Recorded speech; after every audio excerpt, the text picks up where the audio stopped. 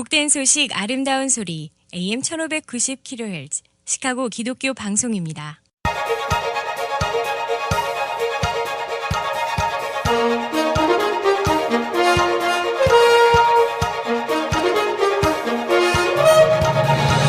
김정일 해설위원의 시사 해설. 세상을 넓게 봅니다. 삶의 지평이 넓어집니다.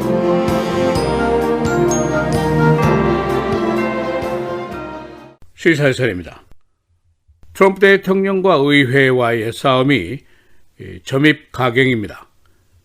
의회가 트럼프 대통령의 화이트하우스 변호사, 또 그의 회계법인, 또 화이트하우스의 보안 책임자 등을 소환을 했습니다. 그런데 화이트하우스가 이 소환을 막기 위해서 소송을 제기했고, 또 화이트하우스 보좌관들에게 의회의 소환에 응하지 말 것을 공문을 통해서 지시를 했습니다. 이 특검이 잘잘못을 가리는 판단을 유보하니까 이 싸움이 의회와 화이트하우스의 싸움으로 확대가 되고 있고, 또 트럼프 대통령의 다른 혐의들 14개나 되는 제소 케이스들도 앞으로 오랜 정쟁거리로 계속 남게 될 것으로 예상이 됩니다. 이제 의회의 명분은 트럼프가 직권을 남용했고 거짓말을 했고 사법 방해를 했고 날조를 했다. 고로 행정부의 견제 또 감독의 의무를 가진 의회로서 이 책무를 실현한다 하는 명분입니다.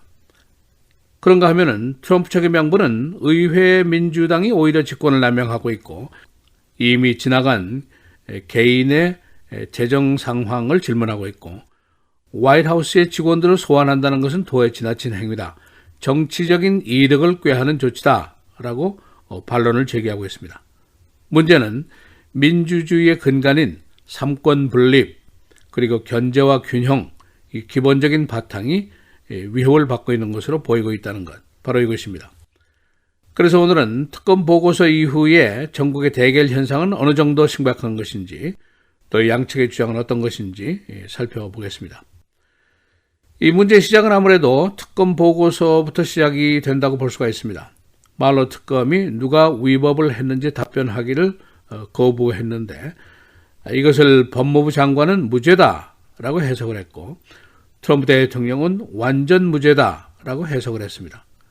그러나 민주당 의회는 명백하게 열거된 10가지 사례를 들어서 탄핵을 하든지 또는 좀 더 조사를 벌여서 2020년도 선거에서 승부를 내든지 두 가지 옵션이 있는데 이것을 놓고 현재 고민 중입니다. 이런 상황 아래서 의회가 취한 몇 가지 조치가 있는데 이것은 트럼프 대통령의 신경을 건드리기에 아주 충분한 사건들입니다. 첫째는 하원 법사위원회가 전 화이트하우스의 변호사인 다널드 맥간을 소환했습니다. 이 사람이 바로 말로 특검의 보고서에 나오는 그 인물입니다. 트럼프가 말로 특검의 목을 치라고 명령을 했는데 여기에 대해서 불복한 사람이 바로 이 사람입니다. 만일 이 사람이 저간의 사정을 의회에서 다 털어놓게 되면은 사법 방해죄가 성립이 될 수가 있습니다. 두 번째는 하원 법사위원회가 화이트하우스의 보안 책임자인 칼 클라인을 소환한 것입니다. 그의 부하 직원인 트리샤 뉴볼트가 화이트하우스 내 비밀 인가증 발부에 수십여 건을 해당 부서의 판단과 결정을 무시하고 트럼프 측근들에게 발부가 됐다라고 공개적으로 고발을 한 사람이 바로 이 사람입니다. 세 번째, 하원이 트럼프 대통령의 개인 사업 재정 회계를 맡아보고 있는 Mazars USA 회사를 소환을 했습니다. 이런 의회의 조치에 대해서 트럼프 측이 반응을 하고 있는데 트럼프는 자신의 회계사 소환에 대해서 뉴욕지원에 소송을 제기했습니다. 우선 제출을 요구하는 사항이 대통령이 되기 전 자신의 사기업에 대한 정보 요구가 대부분인데 이것은 입법부의 월권이고 입법과 전혀 관련이 없는 사항이다. 그런 주장입니다. 트럼프의 변호인 측은 동의 없는 의뢰인의 비밀 정보 노출은 위법이다는 이유를 들어서 회계사 측을 오히려 소송을 했습니다.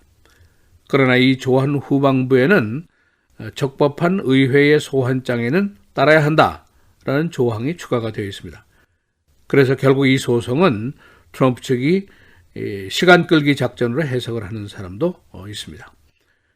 그러나 트럼프의 변호인 측은 이것이 정치적인 동기에서 시작된 망신 주기를 위한 의회의 직권 남용이다라는 반박을 하고 있습니다. 그 밖에 화이트하우스 직원에 대한 소환장에 관해서 화이트하우스의 카운슬 오피스는 공문을 통해서 하원 법사위원회 소환에 응하지 말라라고 주문을 했습니다. 그 이유는 행정부의 권한에 대한 위헌적인 침해 행위를 하고 있다는 이유를 달고 있습니다. 그래서 소환장을 발부받은 보안 책임자는 의회의 요구에 반응을 하면서 나는 지금 두 개의 헌법기관에 상이한 요구에 직면하고 있는데 결국 나는 내가 소속되어 있던 행정부 측의 지시를 따르겠다라면서 호출을 거부했습니다. 이 보안부서에 근무했던 트리시아는 약 20여 명에 달하는 화이트하우스의 직원들이 담당 부서의 비밀 취급인가 부적격 판정에도 불구하고 나중에 윗선의 지시에 의해서 발부가 됐는데 그 중에는 트럼프의 사위인 제럴드 쿠슈너 등이 포함이 되어 있다라는 얘기를 했습니다. 이것이 바로 직권남용에 해당될 수 있는 부분입니다. 이 탄핵에 대한 민주당 내부의 논쟁은 어제도 계속이 됐습니다.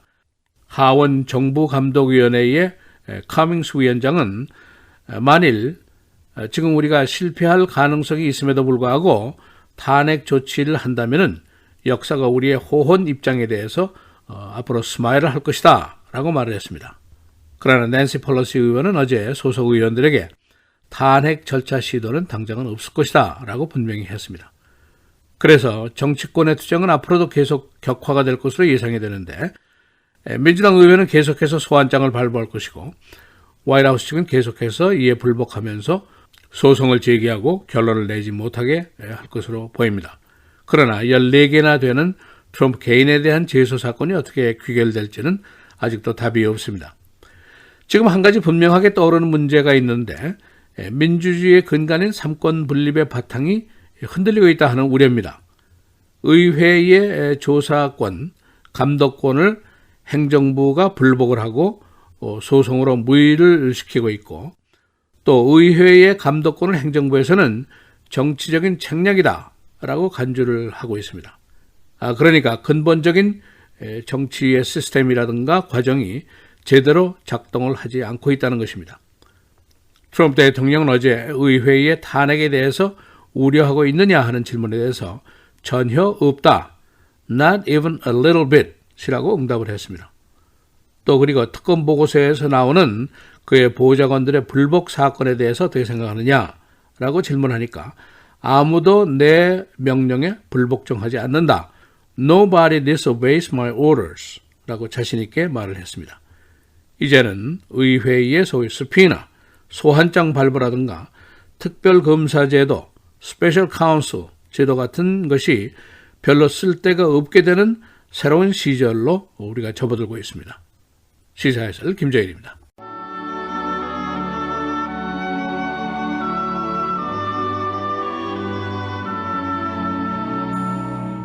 교만에서는 다툼만 일어날 뿐이라 권면을 듣는 자는 지혜가 있느니라.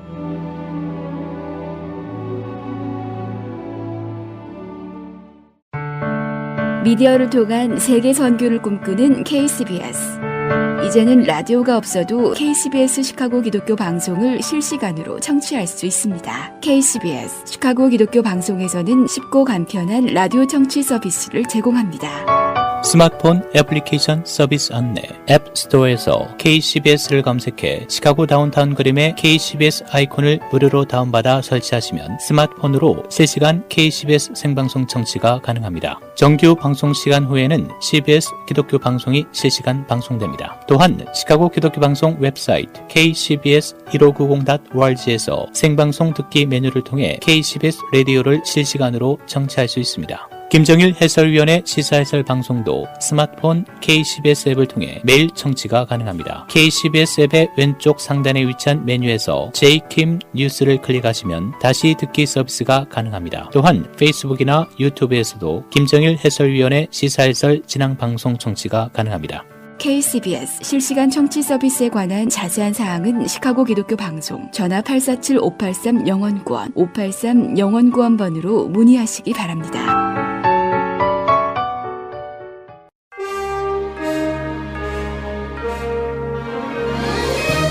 4월 23일 화요일 KCBS 헤드라인 뉴스입니다.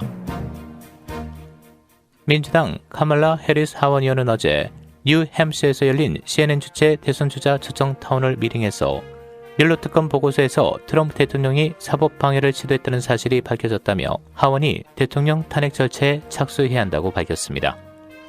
민주당의 또 다른 대선 주자인 엘리자베스 워런 상원의원도 어제 열린 타운홀 미팅에서 트럼프 대통령을 탄핵해야 한다고 주장했습니다.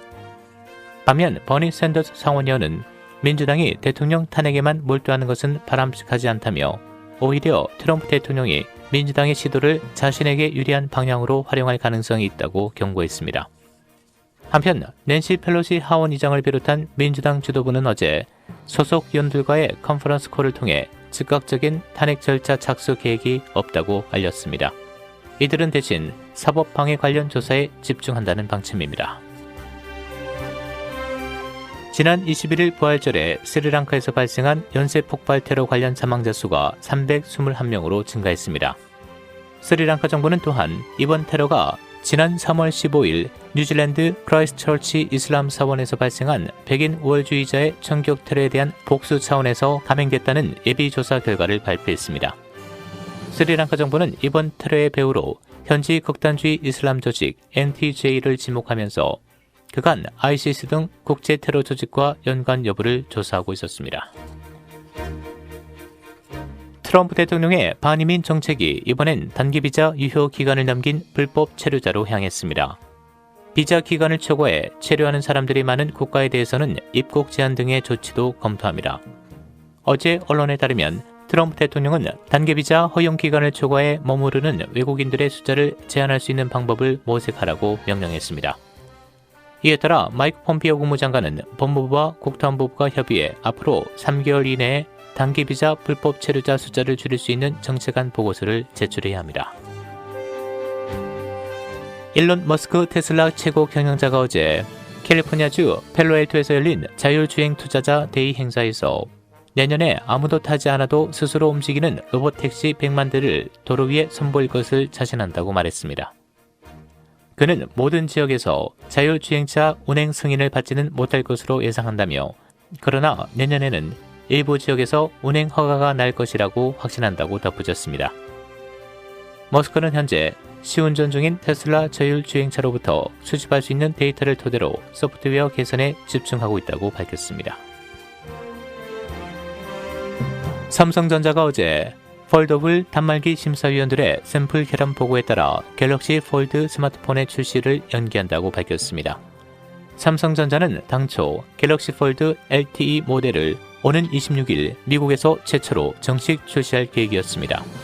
관계자는 이 피드백을 충분히 평가하고 추가 내부 테스트를 진행하기 위해 갤럭시 폴드의 출시를 연기하기로 했다며 삼성은 앞으로 몇 주 안에 출시를 발표할 계획이라고 설명했습니다.